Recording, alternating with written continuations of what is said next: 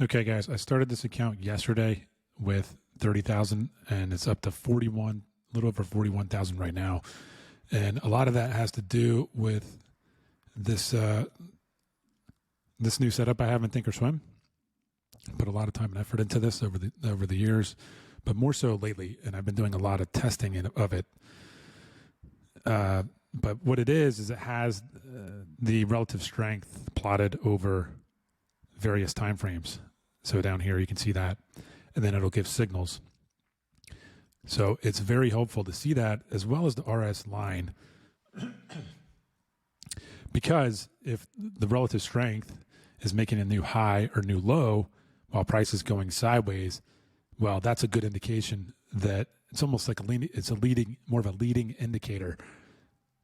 So that is where, like right now, everything's strong across the board. There's no reason to sell it, and that's the key. So it's not only does it give you clues, little clues ahead of time. Obviously, not everything is perfect, and it doesn't work every time. But this is a 1 minute chart over here. This is a 5 minute chart here. And what it will help you with is, like, if you had gotten in here, well, is there any reason to sell right now? No. You wait for this to cool off. Yeah, you're watching the price and volume action, but it's not as important, I don't think. I mean, everything is taken all together and used. However, relying on just price and volume action alone, to me, is not enough. And it's almost like Moneyball. Like, did you watch the movie Moneyball or read the book with Brad Pitt and Billy Beane about the Oakland A's? Scouts wanted to use their eyes and look at the players, and here came the dude Jonah Hill played, who was a bean counter and used spreadsheets and looked at statistics. And to me, that's what this is here. Is yes, price and volume is important, right? If you're just relying on that alone, I've done lots of studying. However, emotions take over, and you're like, oh man, look at it, you can't go higher. Can I go higher? Oh, I should probably sell, or maybe I should short it. But when you're looking at this, it's like, well, no, why would you do that? You know, maybe you can start to take profit here. This also shows the last 5 candles, who won and by what percentage. So the buyers have won, and then over here, the 5 minute candle, you have buyers winning as well. So in addition, I also have arrows. So, here's a signal, short it, short again, just stay in your position.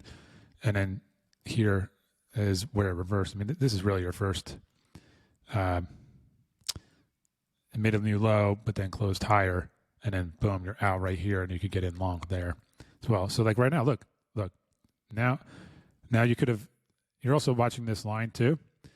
So here it made a low. Like here, it made a low below this candle, and this price is still above this candle, but the relative strength made a low. Now these things move fast, so you got to be on your toes, and you got to, and it's important to build into a position in most cases, unless you're buying like a really key pivot point, or you have some type of inside information that I don't know about. But you want to build into a position, right? Because if you just gone full bore right there, just because a little quick flash. It's not, just, you got to be careful. So yeah, you could be building a position, starting small, adding as it goes in your favor. But right now, could we be putting in a little left shoulder head, right shoulder, and start go from this short little uptrend back down to the downtrend? Yeah, you can start to play that. But I would be careful at this moment. But anyway, it takes a lot of practice to get good at this and reading it. And it's something that I do a lot is practicing in the simulator. I think thinkorswim has an excellent on-demand simulator. You can go back and practice real live. And it's key, obviously, you don't want to practice something you already know the price action to. But one of the things that I do is I set a goal. Okay, here's the number I want to hit in profit. I'm going to give myself half an hour, whatever it is to get there. And just by scalping a 1 minute chart or a 5 minute chart, oftentimes I will get there. So the more that I practice over and over and over again, the better I'm going to get at reading the obviously the price and volume action, but also the relative strength and the trend down here. I did get rid of the scalping warm indicator that I had and replaced it with this here. So right now, anytime buyers or sellers, right here, sellers are greater than 20%, so this is going to pop up. If buyers are greater, it's going to pop up green. It has to be 20% greater, right? So here's a good example, right? So price, relative strength making a new low. It's just confirming the trend, but it's lower already than this left side over here. So if we look at it, there's the low here. So you're already below on relative strength. You're already below this candle where the relative strength line is below, but the price is not. So that is divergence. And this is relative strength based off of the SPX. It's not based off of the what's it called? The Wilder's indicator. This is based against all 500 other stocks. So that's what I really like about it, is because, you could get something that's moving up like it did here, and then it starts churning, and, under the hood, maybe other stocks are still going up. Like other stocks are still holding, they're either holding or going up, and this one's breaking down, right? So you could have built the short position, added, and now you're holding because there's no reason to be selling here so far anyway. So yeah, you do want to scale out, but a lot of times for me, I end up scaling out too soon and I leave a lot of meat on the bone. So the idea is that this indicator will help me to stay in positions longer, so we make more money. But right now it's 12:47 midday. Typically, it's not a good time to be day trading. But yeah, I mean, you can just see like how, if you got in here, there's no reason to be getting out yet. But just, I don't know that I would have built a huge position here just because it's the time of day, and yeah, over here, I mean, the 5 minutes not quite aligned, although it's getting there. But then, if you get a 5 minute where it's 1, 1, 1, 1, you already want to be in a position building it off the 1 minute, but then you could hold it. You could hold it because, this is going to be a lot more finicky than 1 minute. So anyway, I mean, yeah, I think it's just a number of things. Of a lot of this is basic, simple things. You're looking at price and volume and relative strength, and just a few variables, and maybe there's some news, and you're also looking at the higher time frames.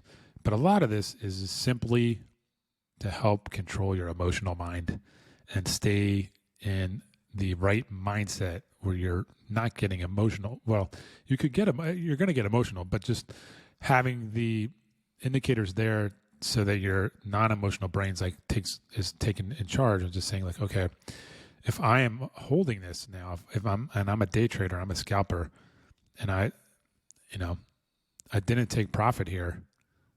Why? If I caught this move down here and I didn't scale out here and take profit, why did I do that? It just simply was not seeing what's right in front of me. And sometimes you will go blind to what is right in front of you. But the more things, for me anyway, and this how this works is, the more things that are there screaming at me like, hey, idiot, why the fuck are you holding something you shouldn't be, the better. I need all that stuff. But right now you can see it's starting to maybe curl up a little bit. So if I just had the price action alone, I would be thinking, oh man, maybe I should be getting long here. But just looking at this down here of a 1 and a 1, doesn't get any lower than a 1. I'm going to be holding my short position. And you can see this is darting straight down, right? So, but yeah, you can maybe it's slowing down a little bit. and I'm going to wait for this. It might flash a little buy here, and that's not really a buy like go long, but that would be more so like, hey, maybe cover your, if you're short, cover your position. So let's see, it does seem like it's starting to curl up here, and you're finally getting your first green line here. And now this has popped up from 1 to 50. Okay, see, this is what I look at. This is how I'm reading it. This whole thing, I have to do a little updating to that. It really should just say like no trade, maybe. I haven't really thought about that yet. I just really like when it says buy or sell. That's great. But yeah, see, this popped up. So you can see it's starting to slow down. The price action was starting to slow down. It was a big move, less of a big move, less, and then boom. So you could have anticipated that, and it was starting to curl up a little bit. But then this we saw jumping up the relative strength as well. So maybe this is where you start to build out that right shoulder if we are going to have a head and shoulders. How high that's what I'm starting to look at is, okay, how high is this line going to get? Is it going to get above here? Is price going to get back above this level here, 668.88? But right, I mean, I would have already been out of that short position, really, as it broke above this high. And yeah, you could have, if you're scalping shares on here and thinkorswim, you could have taken it long. You could have taken that long.